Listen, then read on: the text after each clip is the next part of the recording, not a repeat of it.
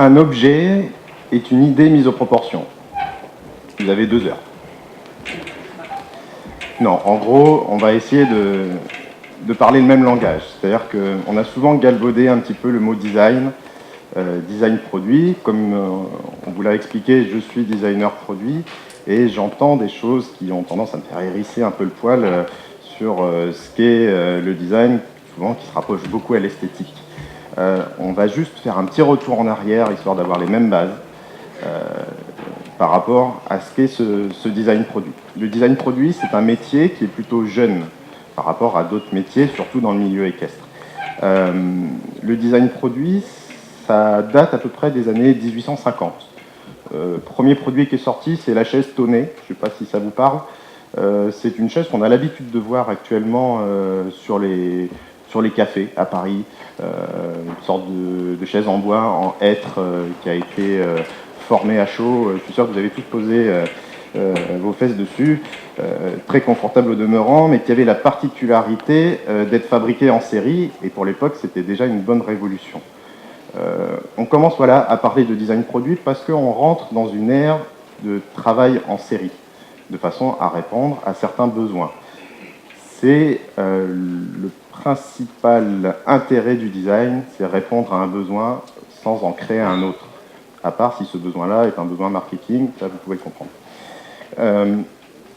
Suite à la chaise Tonnet et bien d'autres cas, on a eu plein d'évolutions dans le milieu du design qui se sont plutôt démarquées lorsqu'il y avait des crises, petites crises financières. La plupart du temps, quand on traverse une crise financière, le meilleur moyen de relancer une économie est de passer par l'innovation, la création, la conception, et entre autres le design était un vrai outil pour ça.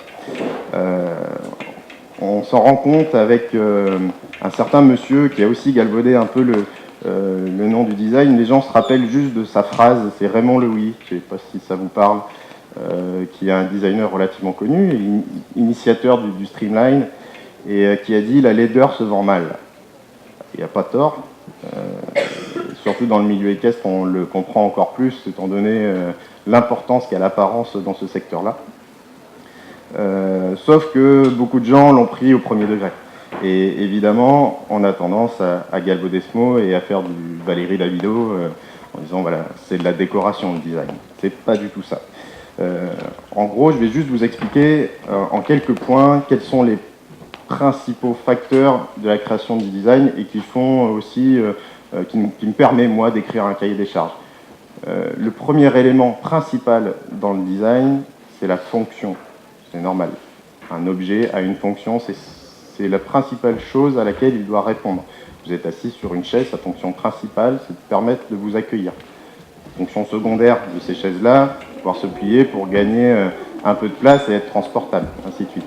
L'autre fonction, l'autre thématique du design qui est très importante et ça peut être très intéressant aussi dans le milieu équestre, c'est l'ergonomie.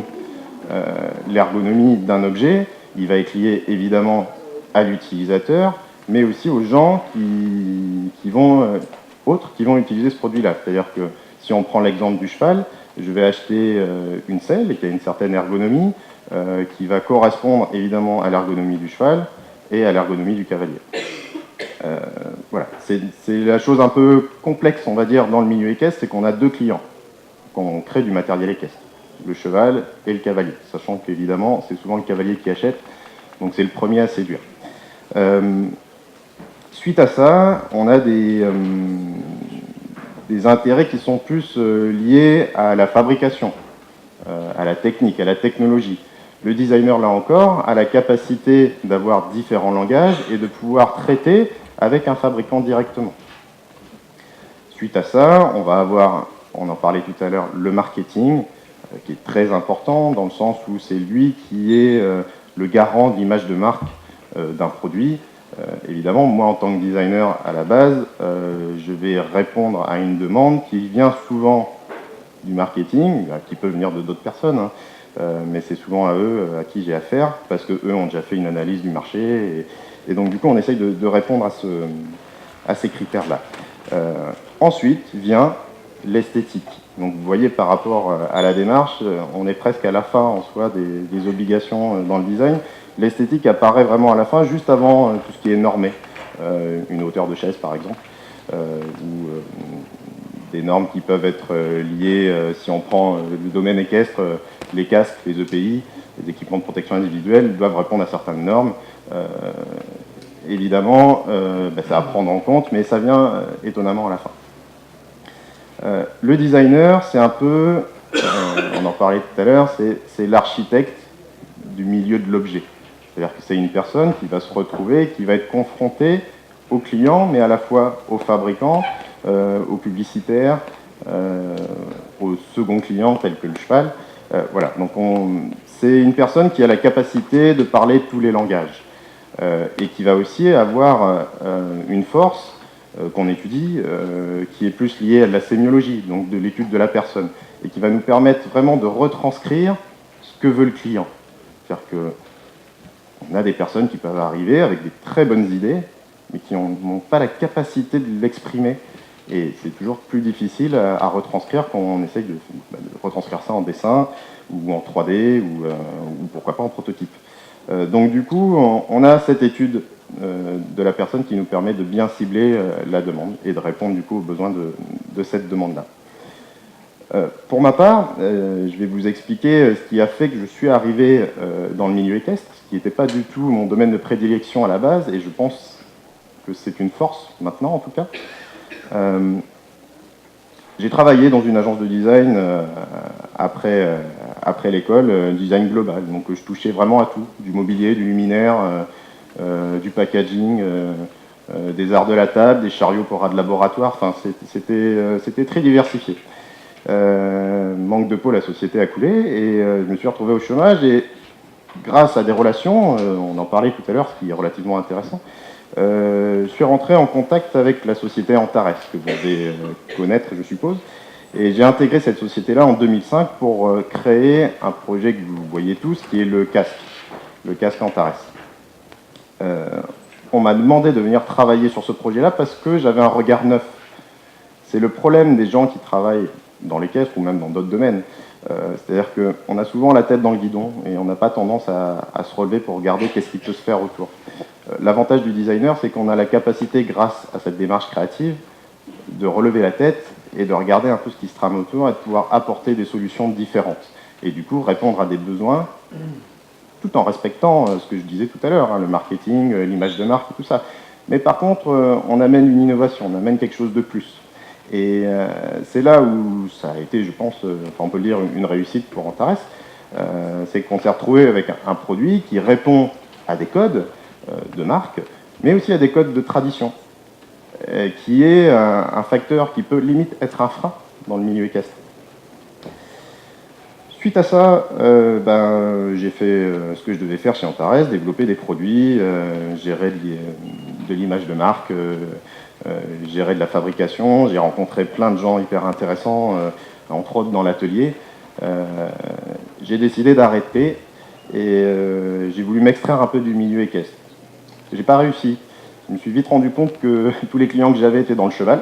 Donc je suis resté avec mon agence de design, avec des clients du milieu équestre. Et petit à petit, j'ai répondu à diverses demandes et j'ai développé un concept donc via la société GT Concept, qui porte le nom maintenant, sur un tapis amortisseur que j'ai développé en 2010, qui a été mis en vente en 2011, qui est issu en fait du médical et qui en plus est dans une phase d'éco-conception. C'est un peu la nouvelle tendance actuelle du design et c'est plutôt intéressant de s'axer vers là parce que concrètement c'est ce qui va faire évoluer, je pense, le milieu équestre, c'est de travailler avec justement des matériaux qui vont respecter l'environnement dans lequel on travaille, étant donné qu'on travaille dans un milieu naturel avec des animaux, il était important de garder cette éthique-là.